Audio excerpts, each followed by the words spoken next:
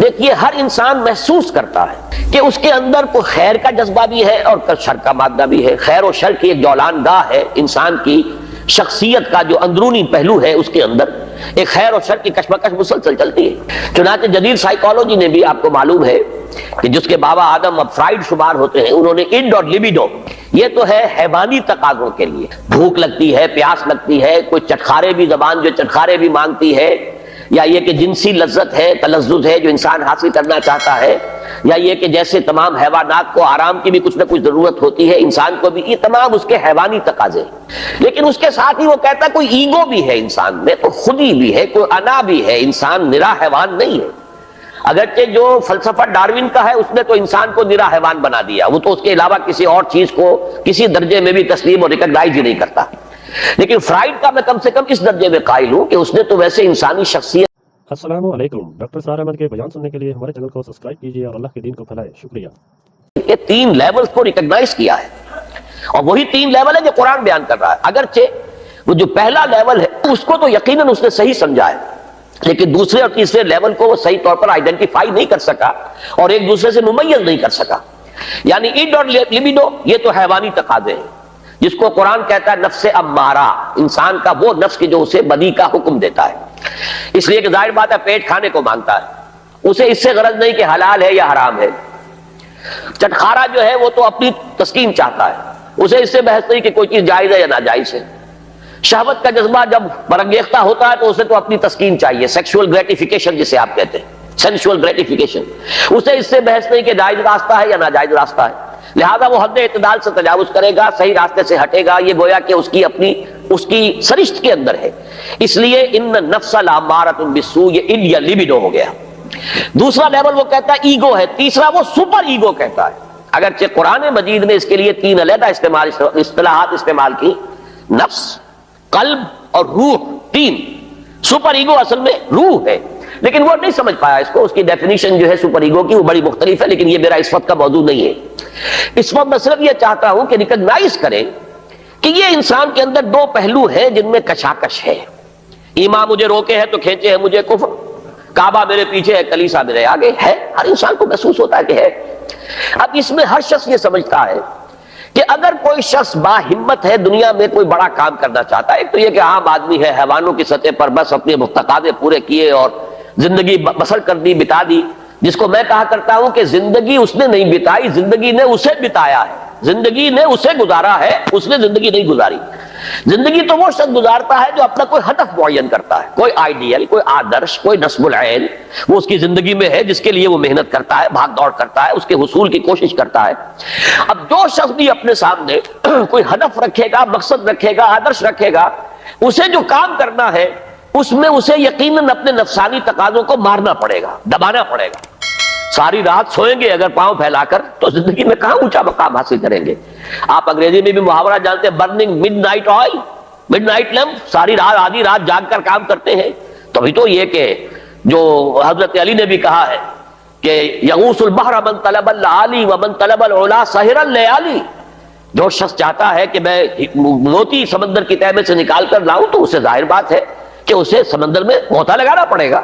اسی طریقے سے جو زندگی میں اونچا مقام چاہتا ہے اسے راتوں کو جاگنا پڑے گا. ومن طلب العلا سحر اللیالی ومن طلب العلا من غیر قد اضاع العمر فی طلب المحال. بغیر محنت اور کوشش کے اگر کوئی شخص چاہتا ہے کہ کوئی اونچا مقام حاصل ہو جائے تو وشفل تھنکنگ میں وہ اپنی زندگی ضائع کر بیٹھتا ہے، کوئی اونچا مقام حاصل نہیں کر سکتا. گویا کہ کوئی بھی صاحب ہمت آدمی دنیا میں کوئی کام نہیں کر سکتا جب تک کہ اپنے حیوانی تقاضوں کو ذرا دبائے نہ، قابو میں نہ رکھے، اپنے کنٹرول میں نہ رکھے.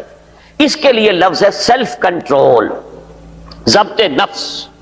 یعنی ہمارے اندر جو ہماری خودی ہے، مانوی شخصیت ہے. میں اس وقت ایگو اور سپر ایگو ان دونوں کو جمع کر کے لفظ استعمال کر رہا ہوں. انا، یہ جو ہماری انا ہے، میں، یہ میں جو ہے یقیناً میرے اس حیوانی وجود سے علیحدہ شے ہے. جب میں کہتا ہوں میرا جسم، وہ میں کون ہے جس کا کہ یہ جسم ہے؟ وہ میں کوئی علیحدہ شے ہے نا اس سے. میری آنکھ، میرے کان، میرا سر، میرے پاؤں، میرا ہاتھ، میری ٹانگیں، یہ سب کچھ تو میرا جسم، میرا وجود. میں کون ہے؟ وہ انا ہے، وہ خودی ہے، وہ ایگو ہے، وہ سیلف ہے.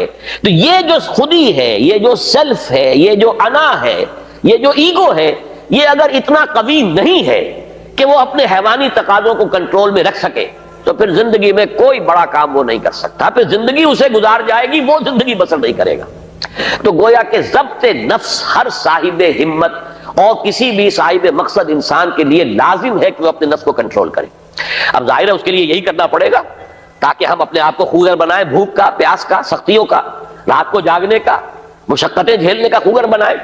تو روزہ گویا کہ بالکل واضح طور پر سامنے بات آ گئی، اور یہ سب سے اونچا لیول سمجھ لیجئے جس کو ہم کہیں گے رائٹنگ آن دی وال، جیسے پانی زمین پر ہمیں بہتا ہوا دریا کا نظر آ رہا ہے، سرفیس واٹر، یہ گویا کہ اس کے مطابق سیلف کنٹرول، ضبط نفس کی ایک مشق ہے روزہ، بھوکا رہنا، پیاسا رہنا، تاکہ ہماری خودی، ہماری انا، ہمارا سیلف، ہماری ایگو، وہ ہمارے اڈ اور لیبیڈو پر، حیوانی تقاضوں پر، ان کے اوپر پوری طرح قابو یافتہ ہو۔ اب اس کی مثال یوں سمجھیے کہ جیسے گھوڑا اور اس پر سوار، یہ ہماری خودی یا انا یا سیلف جو ہے یہ سوار ہے، اور ہمارا یہ جسم گھوڑا ہے۔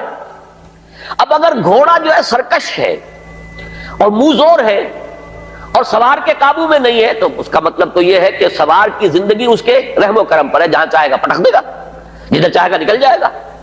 لیکن اگر سوار جو ہے وہ طاقتور ہے، مضبوط ہے، گھوڑے کے اوپر اس نے قابو کیا ہوا ہے، اس کی دونوں رانے جو ہیں وہ بھی گھوڑے کو محسوس ہو رہی ہیں کہ میری پسلیوں کے اندر پوری قوت کے ساتھ ڈسی ہوئی ہیں، لہذا وہ گھوڑا جو ہے اب حکم مان رہا ہے اپنے سوار کا۔ تو اب یہ کہ انسان جو ہے اس سواری کے ذریعے سے اپنا جو بھی مقصد ہے، جو منزل ہے، وہاں تک پہنچ جائے گا۔ تو ہماری انا یا خودی یا سیلف، یہ ایگو، یہ ہمارا وہ سوار ہے جو ہمارے اس حیوانی وجود کے گھوڑے پر، مرکب پر سوار ہے۔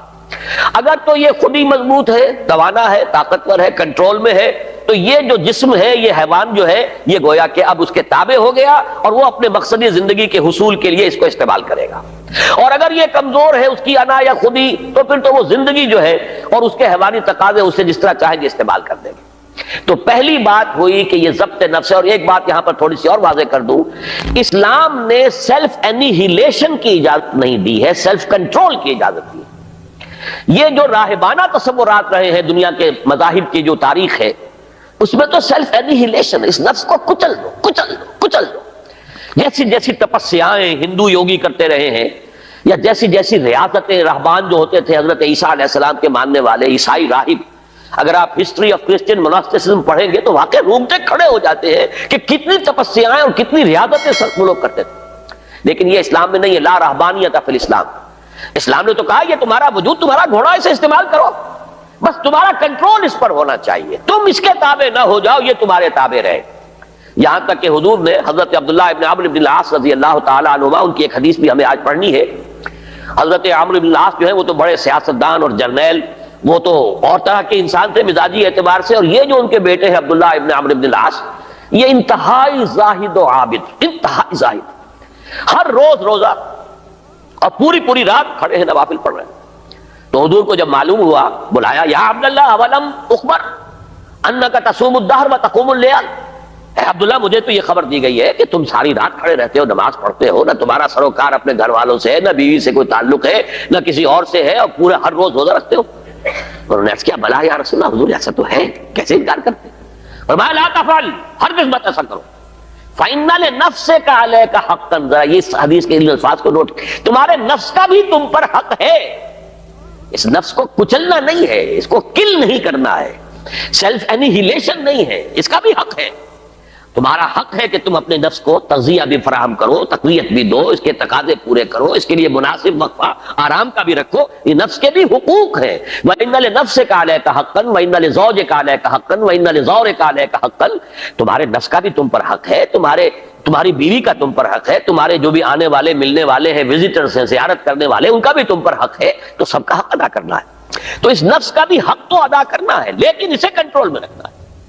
تو پہلی بات تو یہ سمجھ میں آئی کہ صوم ایز سچ، ابھی رمضان کا ہم نے کوئی تذکرہ نہیں کیا، یہ صوم جو ہے کھانا پینا کچھ عرصے کے لیے روکنا، کچھ اور اپنی خواہشات پر قدغن لگانا، یہ گویا کہ ایک ایکسرسائز کے طور پر سامنے آئی سیلف کنٹرول کے لیے۔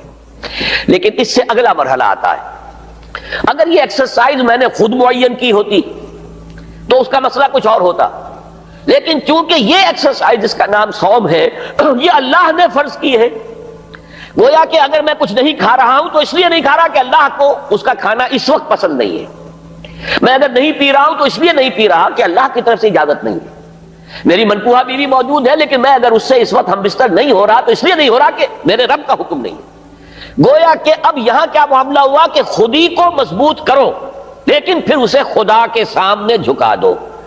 یہ جب انسان کی خودی مضبوط ہو، پہلا مرحلہ تو یہ ہے۔